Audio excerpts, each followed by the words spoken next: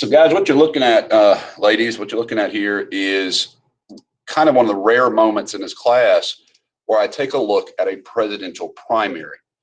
And it's during the 70s that primaries started to be kind of a thing. So if you're not, I mean, they've been around a little while, but if you're, in years past, normally nominations would be handled at a national convention, which was really sort of this heated debate amongst convention goers, a bunch of delegates fighting out over who their candidate should be. But by the 70s, particularly with the conservatives in Ronald Reagan's corner, you're going to see a lot of states have primaries. And a primary is a state election for who the state will nominate for their party. And so here's President Ford, who decides to run for office in his own right. He wants to be elected president.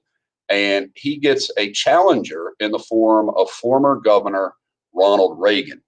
And Ronald Reagan had been the governor of California, and he was very much the popular choice of the conservative wing of the Republican Party. He was, a very, very pro-business, traditional family values, and opposed to big government candidate, very similar to what Barry Goldwater had been in 1968.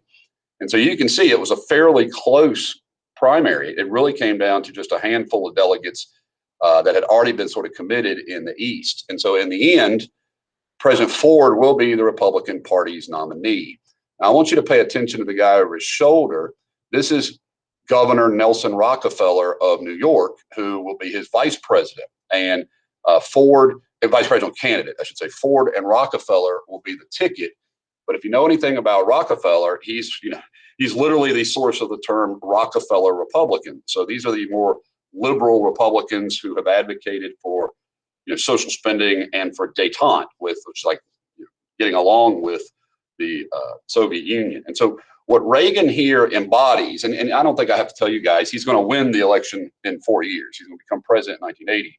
But this is the first time I'm going to mention, and it's certainly probably one of the largest themes of the AP exam for this period, particularly period 9, right? The last period of the AP course is the rise of what is called the new right. And right is a political spectrum phrase. So if you think of like moderates or centrists being in the middle, on the left are the liberals, and on the far left, it would be like radically liberal people.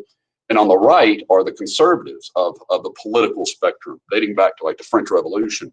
So this conservative movement is interesting because it embodies two different sort of strands of conservatism. One is what we might call social and cultural conservatism.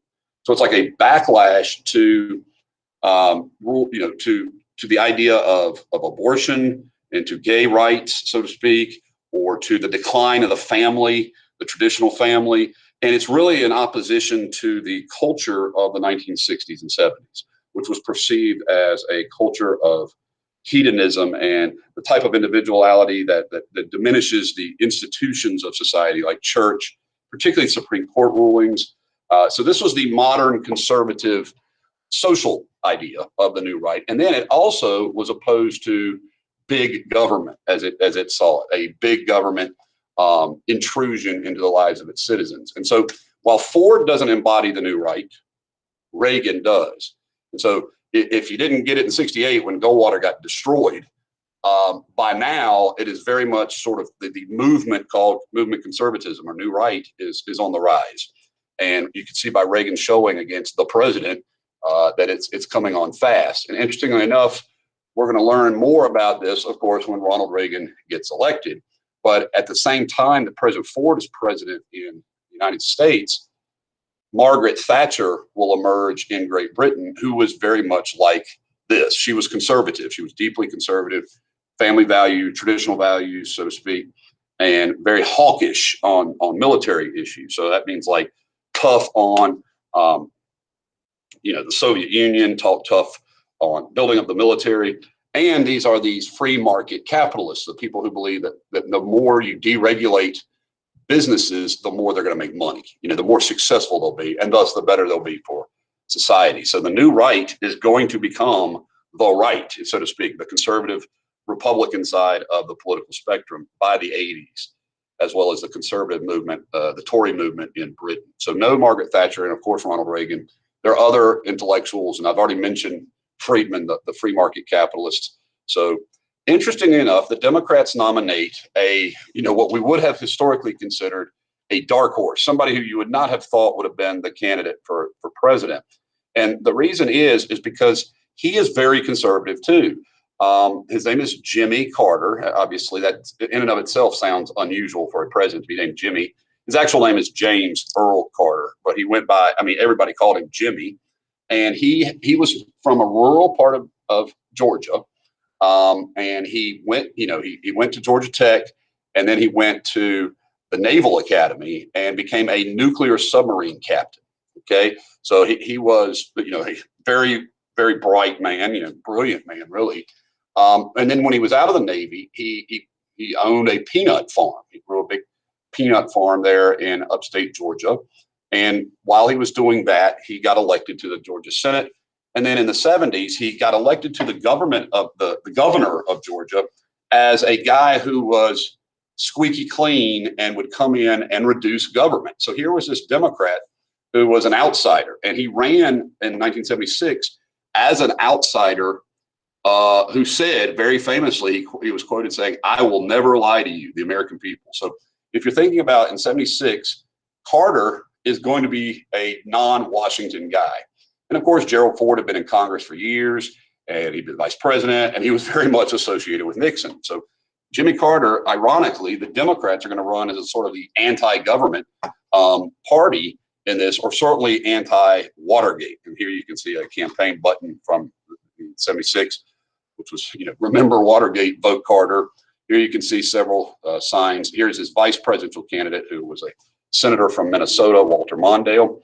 So this is Jimmy Carter. And also interestingly to me about Jimmy Carter, he's the first sort of outspoken evangelical Christian we've had as president. Now, we've had plenty of Christian presidents, but we've never had a Southern Baptist Christian president before. And so he was known for, teaching Sunday school classes and being very, very spiritual and very, very kind, like a decent guy, like a humanitarian guy. So he's kind of the antithesis, the opposite of Richard Nixon. Like here is this kind of squeaky clean Georgian who comes in and says, "I'll never lie to you." And man, the American people were like, "Yeah, that sounds pretty good." And so Carter does very well in the South. Now, I want to be really emphatic with you. Carter was in no way playing the race card, so to speak. Like, in other words, he doesn't campaign as a Democrat against Black people at all. In fact, he overwhelmingly gets the support of Black people in places like New York and Philadelphia and stuff like that. And you can see the Republican inroads into the South are totally stopped in this election. Like, Republicans went out west and a handful of their old traditional states, and interestingly enough, Virginia. But Carter sweeps the South and wins these crucial battleground states around the Great Lakes. So Carter gets elected president. Not a landslide. It's a fairly close election, as you can see here. Only about a million votes separate the two total nationwide. But so it's not really a mandate, if you know what that word means. Like, not like a super duper, but nonetheless, clearly President Ford is not supported enough to win the presidency. So be familiar with that. Okay. And so Carter comes in, and like I said, he runs as an outsider from Washington, right? He's not from Washington. He's outside of it. The problem is when he gets to Washington, he's a Washington outsider. So while President Carter was very well intended and very, very kind and very smart, he does not understand how Washington, D.C. works. And so he doesn't surround himself with people who are familiar with Washington. He surrounds himself with people he personally wants, but a lot of them are kind of from Georgia and other places.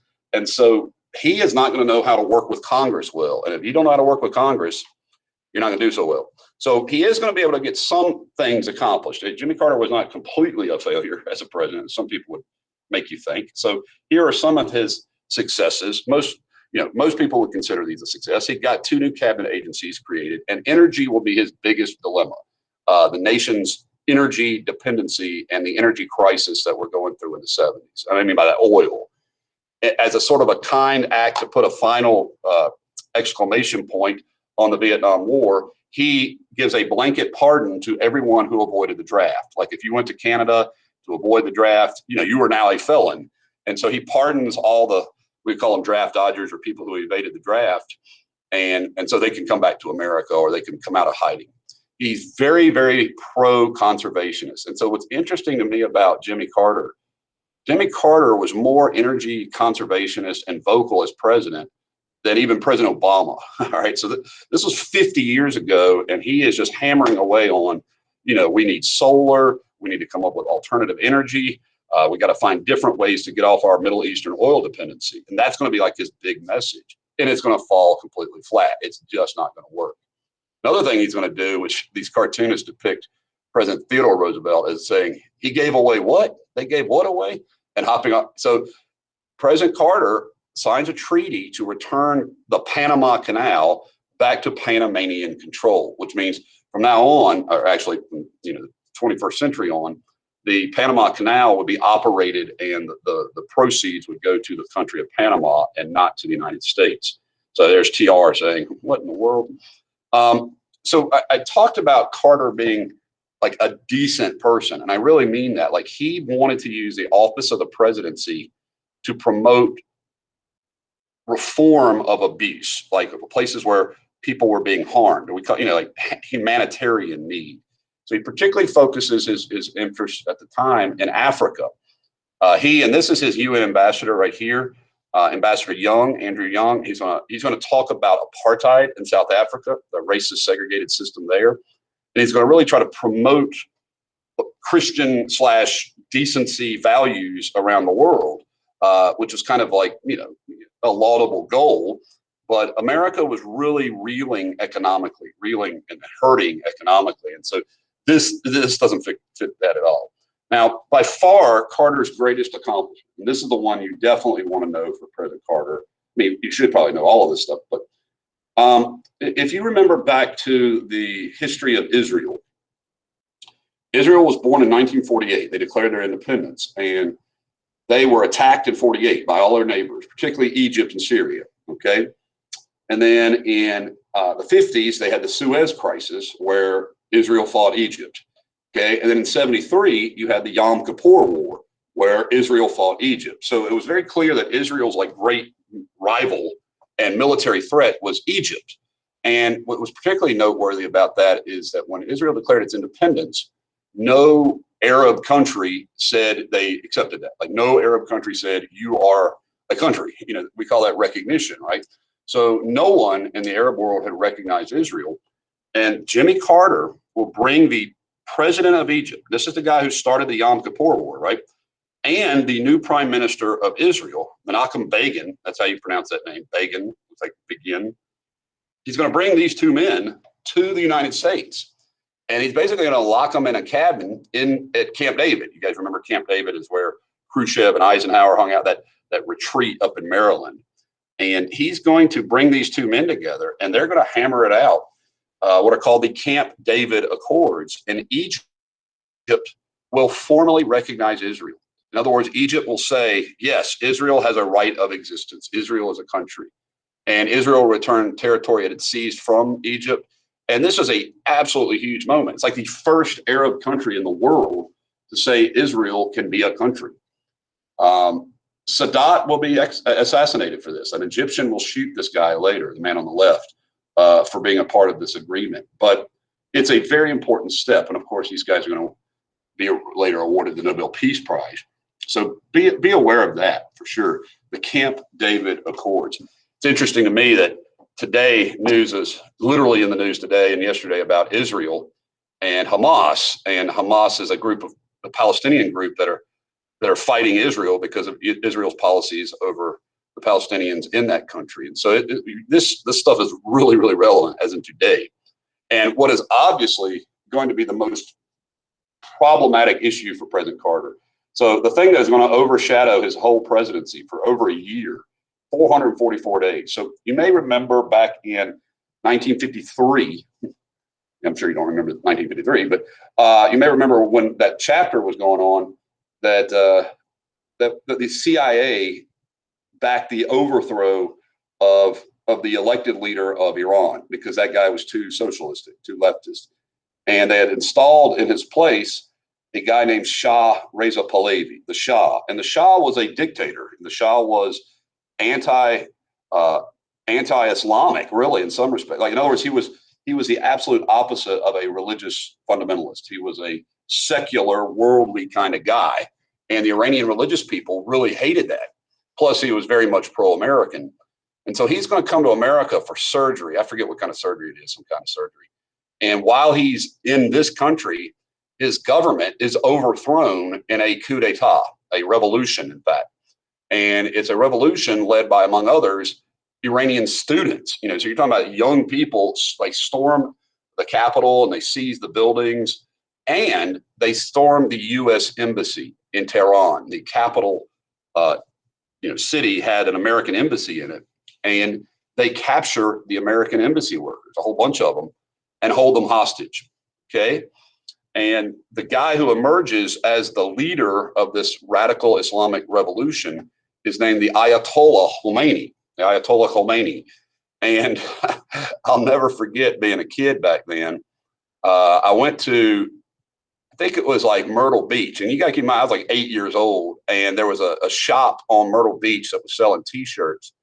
And I got one of these T-shirts. And you could see it. It says Ayatollah Asahola, like he was our enemy.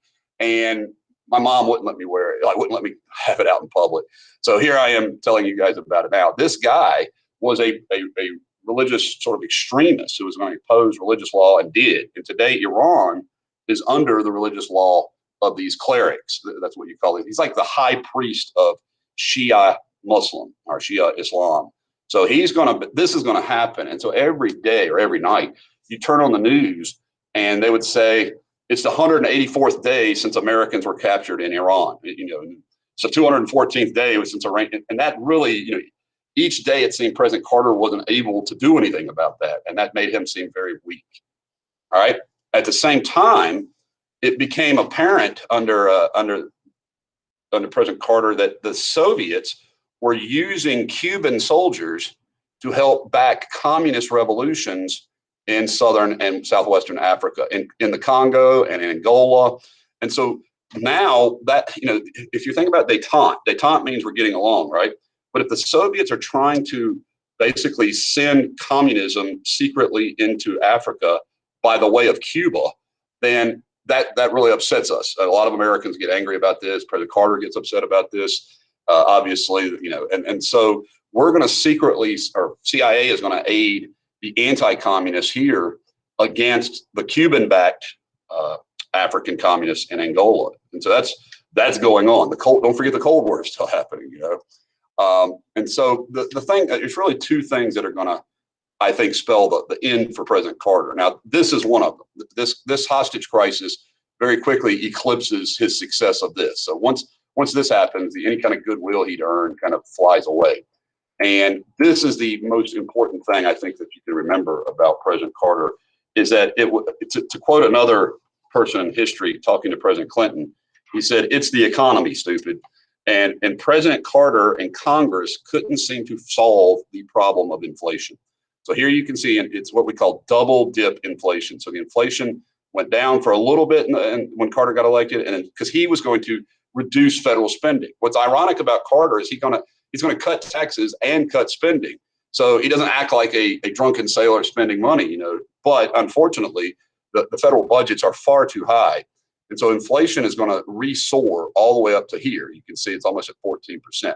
Now, I can't wait to talk to you guys again, because I want to show you the news is what we were just literally talking about 2 days ago, or yesterday, 2 days ago. When Blake was in here, we were talking about you can't keep pouring money into the country without inflation. And I want to show you guys my email today. When I open my email, and of course, I've been concerned about this for a while, but I'll show you what I'm talking about. If the government is spending tons of money and pouring money into the economy, that can't go on forever, particularly if there are not goods and services created to match it. And so I get several periodicals sent directly into my inbox, and two of the ones I get are called 1440 and The Flip Side. And both of those are nonpartisan, overtly trying not to be one-sided.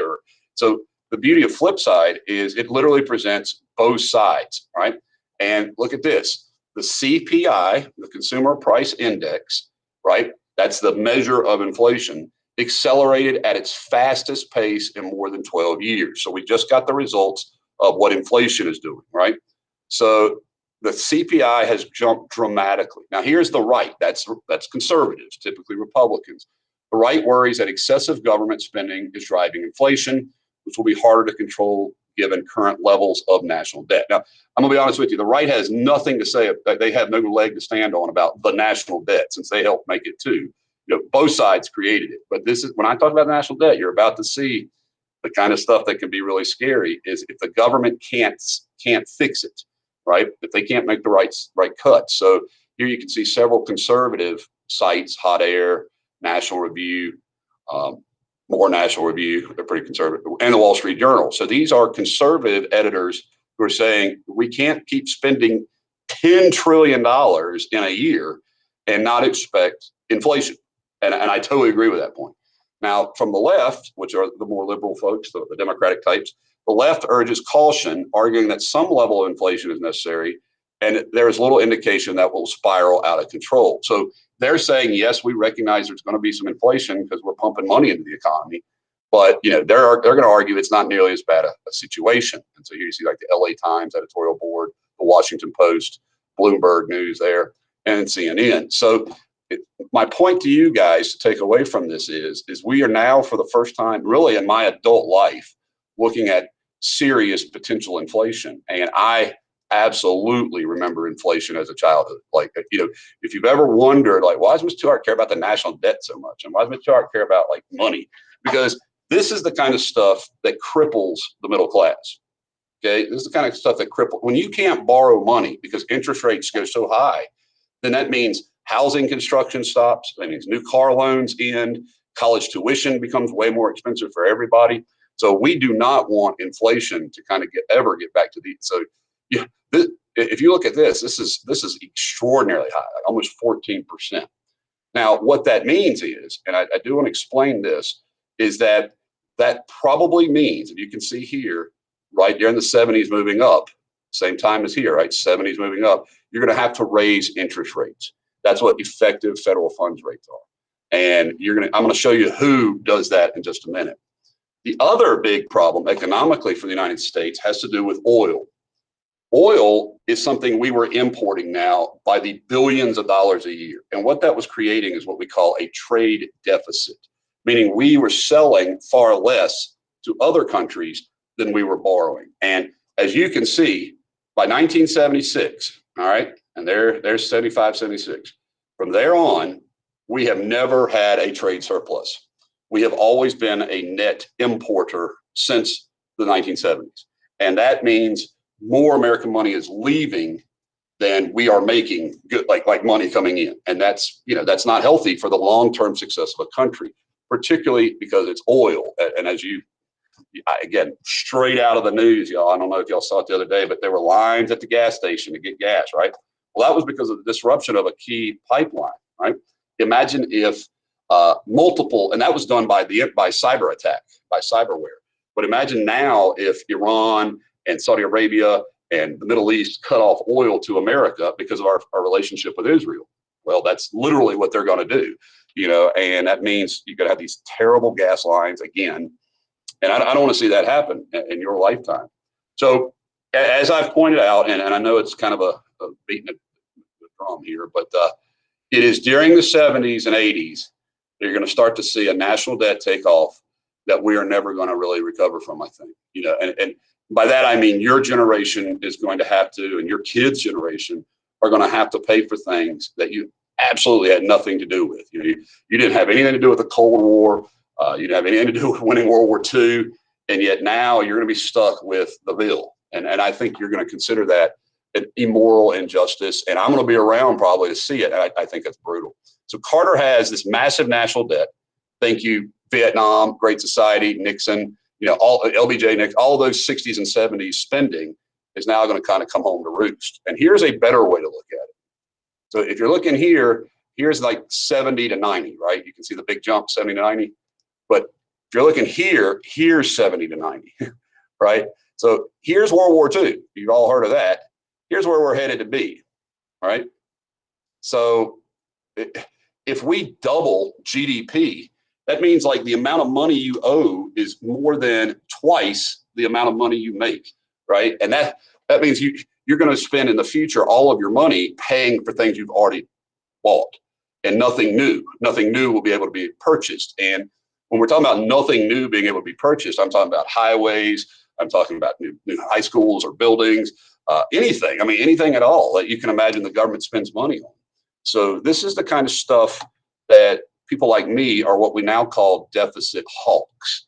People who watch the deficit like a hawk, and say, hey, this is terrible. And of course, I've been screaming in the wilderness about this for 30 years almost now. And that's because I grew up in this. I grew up during this period when my dad talked to me over the dinner table about inflation and about the national debt. And it really stuck into my brain. So I told you somebody gets credit, and he's not in your textbook. And I think this is an oversight. I think it's a mistake. Somebody's going to get credit, I think, for really like getting inflation under control. And it's the chairman of the Federal Reserve. Now, he's appointed in 79 by Carter, and his name is Paul Volcker. Here's his name right here, Paul Volcker.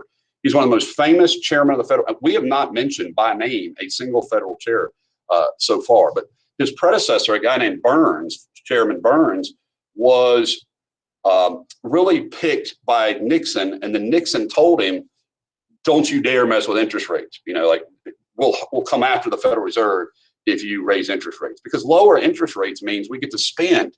I mean, you got people out here buying trucks that are $50,000 and they don't have to pay anything on them for a year, or two. And so they're just like, yeah, I can't wait to spend free money, except it's not free. You have to pay for it later. And so we were spending all this money and not really worrying about paying for it. And so Volcker comes along and says, well, how you stop inflation?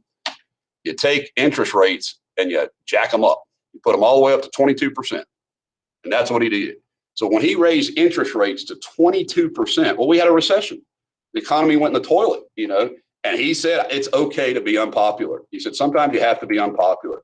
And I think of this sometimes as like a doctor prescribing medicine that tastes bad. Because if you look at what he does, look at what happens afterwards, right? Inflation goes away. So by raising interest rates to 22%, that means people are going to stop borrowing money, like, as you might imagine. It means if you bought a house, your APR was 22%, and that's just staggering. I mean, that one day you'll have to borrow money, and you'll know that 22% is just scandalous. So Volcker is not going to be very popular at the time. You can see Times covers interest rate anguish. But in the end, I believe this is the biggest factor in the prosperous economy of the 80s. Not tax cuts, not government spending, interest rates, right? And so by him stopping inflation, interest rates are able to come back down. And by the late 80s and 90s, we're going to have just a booming economy, all right? So Carter is got all these problems, and he comes, he famously says, and I remember this too, because this is my birthday. July 15th is my birthday. And I remember the discussion vaguely, like just in the back of my mind, like this was a famous moment in that year. And again, my parents talked about stuff like this, and I don't really remember exactly what they were saying, but I remember them talking on my birthday about this. And it's become known in history as the malaise speech. Now, he doesn't use the word malaise, but that's what it's called, malaise. That's what we all call it, we being people who call stuff in history. And so what maybe you're not sure what a malaise is, okay? So let me increase that just a little bit. And this is what he gives. He went to Camp David and hung out there for like 10 days. And while he was there, he spent that time like hosting experts on all kinds of things, right? Just all kinds of different degrees. And so a definition of a malaise is a general sense of being unwell. All right, malaise is like a general sense of being unwell. So that's what that means. And so he comes down, and these are quotes from him. This is from this speech, and he says, "The threat is nearly invisible in typical ways, but it is a crisis of confidence." So that kind of reminds me of FDR, right? FDR talked about the only thing we have to fear is fear itself. The problem is Jimmy Carter is very solemn when he says that, and it's kind of like he's scolding us. It's like he's saying, shame on you, America. And man, Americans do not like to be told we're messing up. We don't like to be scolded. FDR was very optimistic. The only thing we have to fear, he's very like, get over it. Let's go and be happy. But Carter was like, our very soul and spirit is in crisis. Ooh, all right, about the meaning of our lives. And look at what he attacks. He, in this paragraph, is basically going to attack the American way of life. And I applaud him for it. I think this is one of the all-time great speeches. But man, it goes over like a lead balloon. Actually, the first 3 or 4 days, people are like, yes, this is what you needed to say. It's wonderful. It's brilliant. And then like a week later, people are like, oh, life sucks. You're terrible. So he says, in a nation that was proud of hard work, strong families and close-knit communities, and our faith in God, too many of us now tend to worship self-indulgence. So he criticizes our greed. He criticizes our only caring about ourselves.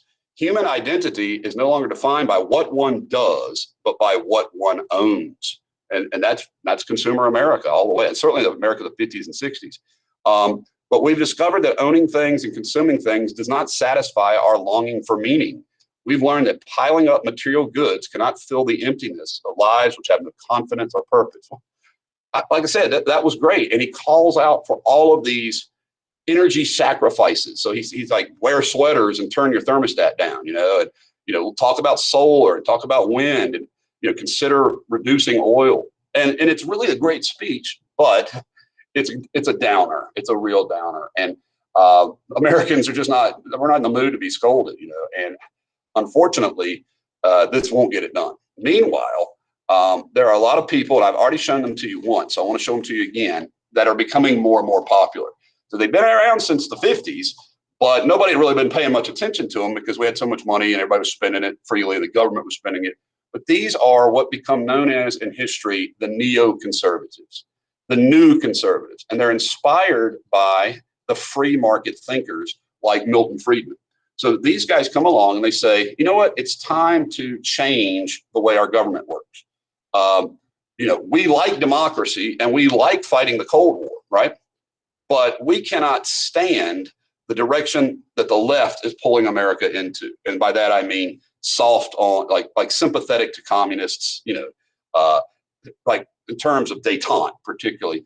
And also radicals, radical hippies from the 60s, radical leftists, radical politicians. So neoconservatism is going to meld beautifully with the religious right and with the new right. And so you have all of this sort of like confluence of conservative-minded thinkers. So here are when I call these guys conservative, I shouldn't really call them that. These are, honestly, all of these guys here and lady are libertarians. And by that, I mean, they don't like government anything. They don't like government regulation. They don't like government rules, limits, and they're going to advocate free markets. And then these guys are going to be muscular on foreign policy and say, so this is Norman Podhoretz, who was the chief editor of Commentary magazine. Now, these were not read by a lot of people, but they were read by important people. And this is Irving Kristol, who founded this and a couple other key conservative magazines. His son, Bill Kristol, will be one of the most famous neoconservatives in my lifetime, like through the 90s and 2000s, even to today. He runs a magazine called The Weekly Standard. So these are like conservative thinkers and intellectuals, and they're saying these Democrats are just killing us. They're not getting the job done. All right.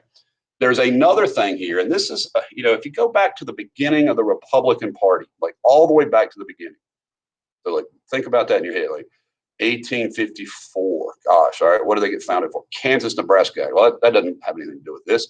What else were they? Well, they were the old Whigs, and the old Whigs were pro-business, right? Because before that, they were Federalists. And so the Federalist Whig Republican sort of narrative has always been laissez-faire pro-business, right? Even beyond laissez-faire. So think about guys like William McKinley, think about the presidents like Harrison and Garfield, or even Lincoln. These guys were very much favored of protective tariffs and stuff like that. So out of that comes a most infamous memorandum, or famous, depending on who you are. And it's from a man named Lewis Powell. And Lewis Powell is going to be appointed to the Supreme Court by Richard Nixon. So this man who writes this is going to be on the Supreme Court during some of the most important business regulation decisions the court's ever made. So Powell was a corporate lawyer, and he sat on 11 different corporations' boards as like their member of their board. And he was asked by the head of this fairly new group called the U.S. Chamber of Commerce. Now, the U.S. Chamber of Commerce is a political action group that is made up of basically all the American businesses donating money to it. So this is a group, small American businesses, who are trying to persuade Congress to make pro-business laws or laws that are in business interest. And Powell is very much a corporate lawyer, very much a business interest lawyer. And so Powell is asked by Sidner to write a sort of memorandum, a memo about America and then the business world. And Powell's going to come right up and say the American system of capitalism is under attack. You know, our economic system, historic system, is being attacked by the left, these socialists, or by communists or statists. And then he goes on to say, this is crucial, American economic system must learn, businesses must learn the lesson that political power is necessary, that such power must be hard cultivated, and that when necessary, it must be used aggressively and with determination without embarrassment or reluctance. So the Powell Memorandum is saying businesses have to be super active politically. And boy, are they going to be. For the next 50 years, this is going to be where you start to see the corporate world, which has always been sort of active. I mean, you think back about McKinley beating out Bryan or some of the other policies like in Hawaii. But now they're going to overtly become politically involved. They're going to donate millions of dollars to politicians, usually Republicans, and they're going to be very, very much associated with the rise of corporate America. Not that we weren't already corporate, but even more so. So that's during this period. I would know the Powell Memorandum. I think your book does mention it sort of tangentially. So I'd be familiar with that. And then out in California, you have an extraordinary event where you have this guy on the left here, this guy Jarvis, who's a congressman or delegate in California. And he starts printing up pamphlets to get a initiative. You guys remember initiatives are when the citizenry creates a proposed bill. He gets 10,000 signatures going basically door to door to get the people of California to amend their constitution to say that their property tax cannot be higher than 1%. So this is an anti-property tax like proposal, and it passes. The people of California vote in favor of it, and that means the Californian people will not be taxed by the state of California, but a very small amount. Now, that is enormously important later when we start talking about why California can't offer goods and services through their government to their people, right? But at the time, that's very, very popular. The idea that, yeah, we're not going to have taxes. Heck, we fought a revolution over this topic, right? So, this is a very famous California tax revolt, they called it. So I'd be familiar with that because it's out of that comes this sort of champion of conservatism, called, Ronald Reagan, who we've already mentioned. Now, I talked about the Cold War, and I mentioned that the Soviets were kind of helping with the Cubans, the Africans, and Carter knew that, but Carter was still sort of optimistic that we could continue to reduce the amount of nuclear weapons we had. And so he is going to meet with the leader of the Soviet Union, Leonid Brezhnev, so that's Carter and Brezhnev, and they're going to sign a further reduction in nuclear missiles called SALT II, Strategic Arms Limitation II Treaty. So this is the SALT II Treaty, which Carter brings home, and he's excited about it. And then this happens, and so this kills the SALT II Treaty. By the way, SALT II is never ratified. The Congress never votes in favor of it because the Soviet Union goes and starts a war. Like unbelievably, they do this, and it actually proves to be really good for us, at least in the short term. The Soviets had always wanted access to the oil that is not only in Afghanistan, the pipelines that run through Afghanistan, but also all the way down to like the Indian Ocean. So if the Soviet Union can get access to the Middle East, which is what we've always thought they wanted, be it in Persia or in Turkey or certainly now in Afghanistan, then we're like, we can't do that. The problem is we can't go like fight the Soviet Union. That's World War III. So Carter is kind of stuck. And he is going to very famously do this. As a result of the Soviet Union invading Afghanistan, President Carter declares a boycott of the Moscow Olympics. And so that's what you're looking at here. Carter says the American athletes will not go compete in the Soviet Union. They will not compete in these Olympics. And so he pushes, he gets a boycott. By the way, the Steelers won the Super Bowl again that year. And that's not enough. So you have a group of people who emerge in Afghanistan who are called the Mujahideen. That's these guys with the turbans right here. The Mujahideen. You can see them like this name right here.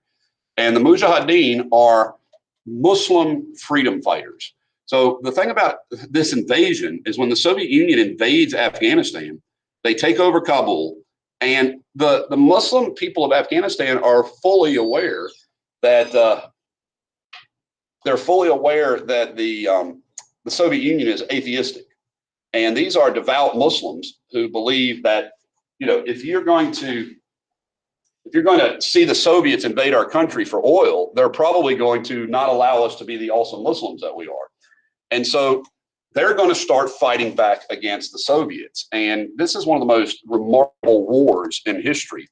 You're going to see them desperately fighting against some of the most modern, brutal, powerful military in history, the Soviet Union's military history, right?